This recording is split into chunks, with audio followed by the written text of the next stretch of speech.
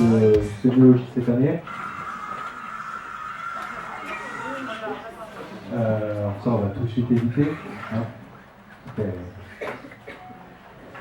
Donc, je vais vous parler d'imagerie des objets et leur place dans l'art. Mon cours il va être séparé sur 8 heures de CM. Et au partiel, ce sera juste un petit QCM assez facile. Alors, la sémiologie, qu'est-ce que c'est? La sémiologie de la langue, de la musique, du cinéma ou de la photo, c'est l'étude des signes et de leur sens dans la société. Ici, je vais vous parler de la sémiologie des objets. Alors, je vais vous parler particulièrement de la pizza, je vous parle d'elle partout. C'est un peu le meilleur ami de l'homme, et particulièrement de vous, étudiants. Mais personne ne le connaît vraiment. Je vais vous raconter un peu son histoire, comment elle a été créée, tout ça. Et différentes œuvres d'art qui ont été faites à partir de la pizza. L'imagerie de la pizza et sa place dans l'art. Le mot pizza viendrait de galette, qui était utilisé en 997 en latin médiéval. Mais après, on utilise le mot pizza depuis 1570 en napolitain. L'étymologie du mot est plutôt difficile à déterminer car il y a plusieurs théories. Il pourrait venir du mot biseau en allemand, qui veut dire morceau de pain, ou du grec pita ou foin. Ce plat à base de pâte à pain est apparu grâce à l'arrivée de la tomate qui a été ramenée par Christophe Colomb de son voyage aux Amériques. Question et premier débat. Avec l'arrivée de ce nouveau plat, de nombreux astrologues du XVIIe avaient déjà des avis assez tranchés sur la pizza, dont un particulièrement, notre bon vieil ami Francesco di Quattrocromarti, qui nous disait que l'univers ne peut pas être circulaire, ou alors les planètes finiraient par s'entrechoquer. Les pizzas, elles, ne sont jamais complètement circulaires, même si elles en ont l'air. Elles sont généralement elliptiques, ce qui explique qu'elles ne correspondent pas exactement à l'assiette qui les contient. Les pizzas étant elliptiques, l'univers est aussi forcément. Les pizzas et les ellipses étant universelles, l'univers et la pizza sont une même chose. Très important, ça va retenir. C'est une réflexion qui est quand même relativement bizarre, mais si on y réfléchit sur un plan mathématique, ça reste logique. Le 14 juillet 1632, le père de l'industrialisme René Descartes décida de rencontrer Blaise Pascal, un confrère philosophe, qui il avait à l'époque des petits différends. Ce débat, plutôt amical mais quand même un peu tendu, s'est tenu autour d'une pizza, comme l'atteste cette toile de Marjane. D'après les récits de cette rencontre, Descartes a choisi une pizza qui ressemble à notre pizza qu'on connaît tous, la carte fromage, un symbole de mélange, de respect, d'équité. Pascal déclara alors « J'aurais préféré une pizza plus verte et moins riche. Tous ces amas de fromage n'est que pure vanité. » Ce détail laissa alors les deux philosophes dans un conflit constant, tant culinaire que philosophique. Pizza et courant artistique. Dans le courant artistique du pop art, on connaît tous Andy Warhol, il a mis au point ce style si reconnaissable de nos jours. L'artiste réalisa de très nombreuses œuvres méconnues du public dans son atelier qu'on appelait Factory. L'une d'entre elles est une parodie de l'origine du monde de Gustave Courbet. Je vais rajouter un morceau de pizza afin de masquer le sexe féminin du tableau. Plus de micro. Excusez-moi, monsieur. Quand est-ce qu'est arrivé la mozzarella La pizza avec la mozzarella, c'est à partir de quelle année? Depuis 1900. Donc, dans cette œuvre, qu'il a appelée L'origine du monde, édition familiale, on peut voir 4 parties, 4 saisons, 4 fromages. La pizza qui est un objet familial, un plat familial, ça rappelle la famille, c'est un génie. Après, maintenant, c'est à vous de jouer. Dites-moi ce que vous pouvez penser de cette œuvre, qu'est-ce qu'elle vous évoque. Toi, c'est perspicace, toi. C'est pas mal. Oui? Je pense qu'honnêtement, on peut peut-être faire une analogie entre les couleurs qu'il a utilisées, sa méthode de travail. Moi, je vois plein de couleurs. Le mec devait sûrement être dans un trou sous acide. C'était astronomique de Marie-Jeanne, parce que là, pour c'est effarant. Sinon, il y a un peu de dynamisme. On voit sûrement qu'il était très excité. Peut-être que les plans là, c'était quelque chose de plus personnel que la peinture.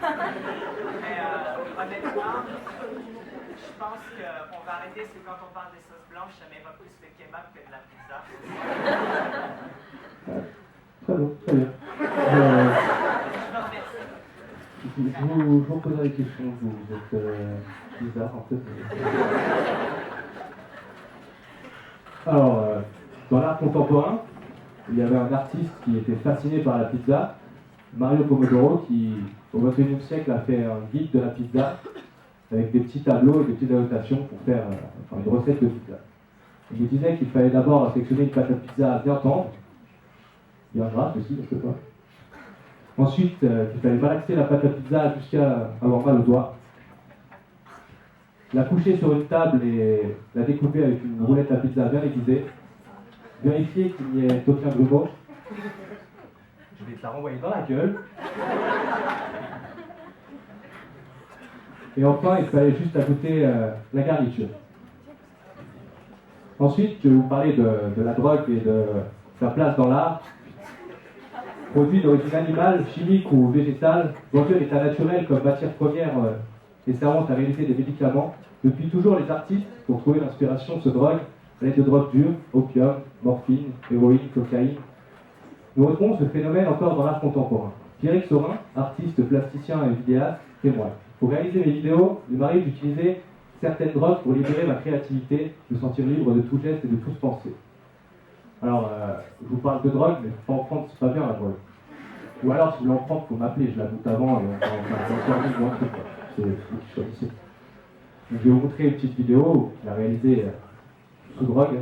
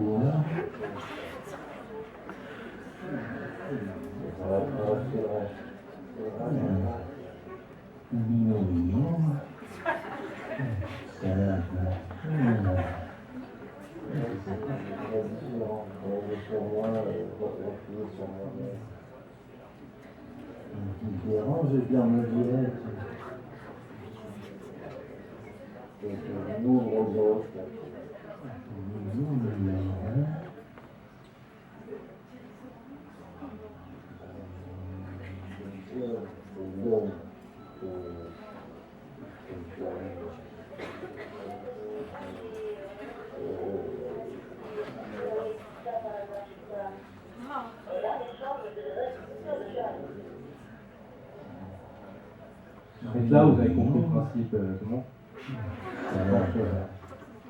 on était là.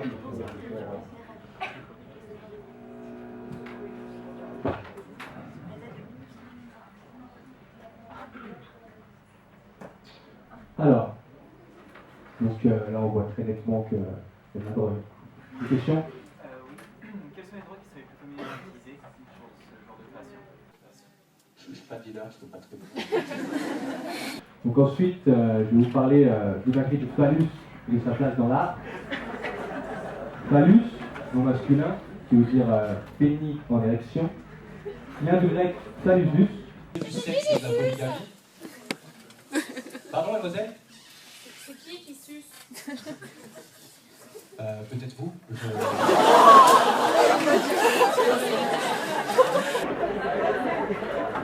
Donc, les poulettes, on va arrêter parce que je vais trouver qui c'est, je vais le défoncer. Donc, je disais, phallusus, dieu du sexe et de la polygamie. Les anciens, pour représenter par un objet physique la force régénératrice du soleil au printemps et l'action de cette force sur tous les êtres de la nature, adoptèrent le simulacre de la masculinité que les Grecs nommaient phallus. Ce simulacre, toi je t'ai rodé, toi.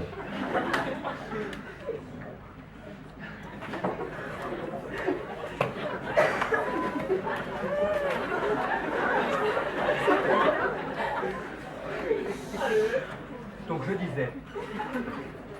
Comme vous pouvez le voir, on a deux belles statues qui représentent un phallus. Hein. Quoique ça paraissait indécent pour les gens modernes comme nous, à l'époque, ça ne l'était point. Ça n'avait aucune idée obscène, on le vénérait, au contraire, comme un des objets les plus sacrés du culte. Poser une petite question, par exemple, l'image à droite, donc la statue dans le désert, qu'est-ce qu'elle évoque pour vous?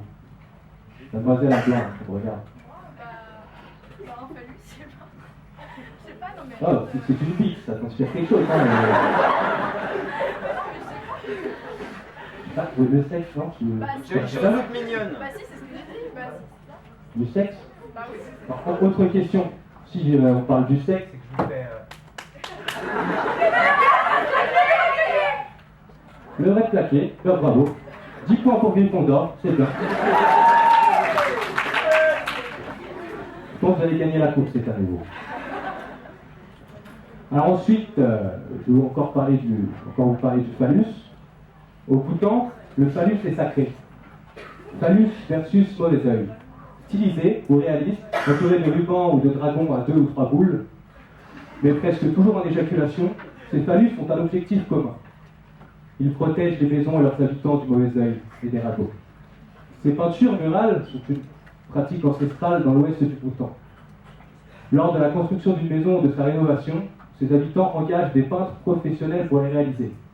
Donc ceux qui s'amusent à dessiner des bites en cours, ils peuvent y aller, il n'y a pas de souci. C'est un métier, quoi. Oui. Là, il y a 2 minutes, vous avez parlé des boules du dragon. Est-ce que c'est ça qui a donné le manga Dragon Ball? Voilà, c'est ça. Non, mais c'est pas si con, ce que tu viens de dire. C'est totalement ça. Mais il n'en avait pas que 3, quoi. Il en avait vraiment beaucoup. Donc voilà, ces peintures sont très artistiques. Et on peut le voir déjà à l'époque qu'il y avait un questionnement, la question de l'épilation, puisqu'on peut voir des phallus poilus et d'autres imberbes. Donc ces gens-là étaient vraiment en avance sur leur temps. Sangay Wonchuk, directeur d'une des principales agences de voyage du pays, il faut observer que ces peintures phalliques font preuve d'une grande liberté d'expression artistique. On peut le voir quand même, elles sont un peu cheloues, quoi, faut le dire. Donc, c'est ici que s'arrête mon premier cours. Je pense que vous avez retenu l'essentiel. Quelqu'un peut me dire ce qu'il a retenu? Ouais, je suis éclaté. Ouais, ça va faire mal. Tu le vois le phallus là? Tu sais où il va finir? C'est intelligent, quoi. Quelqu'un peut me résumer vite fait le cours? C'est quand qu'on mange? Bah, il y a des phallus, si tu veux manger. Je suis avec ta camarade, tu suces, il n'y a pas de souci. Alors, si je résume le cours, c'est pas la peine d'essayer de fuir mon regard, je vous vois, ne disparaissez pas. Au fond, là-bas, oui? Ça résume l'année. Viens au tableau, nous l'expliquer bien. À poil! Vous faites ce que vous voulez quand vous êtes tous les deux, mais pas ici.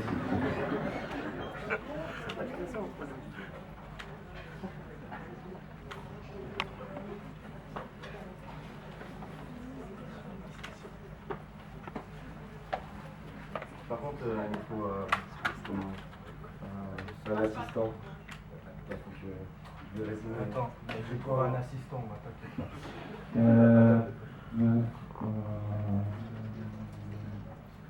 Tiens, lui là qui parlait de la mozzarella. Ouais. Là, t'allais pas faire chaud à dire des trucs dès le début, quoi. Je vous laisse. Voilà. Bon, bah, on va vous laisser, on va aller pratiquer. Bon, je pense que vous avez compris cette blague. Ouais, je suis perspicace un peu, je déjà. Je sais pas si vous avez entendu parler de votre prof Marc Béra. Vous connaissez un peu la légende ou pas? Ben, il est méchant, quoi. Et donc c'est pour ça, un de ses anciens élèves a fait une petite vidéo où il remixe un petit peu un de ses interviews. Donc voilà, on va s'écouter.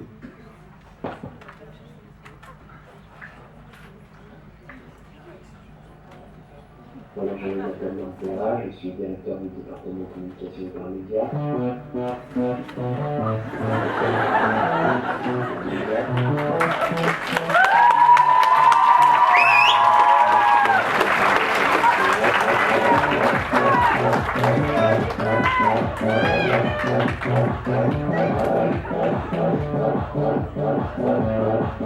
va quand même arrêter parce que c'est pas bien.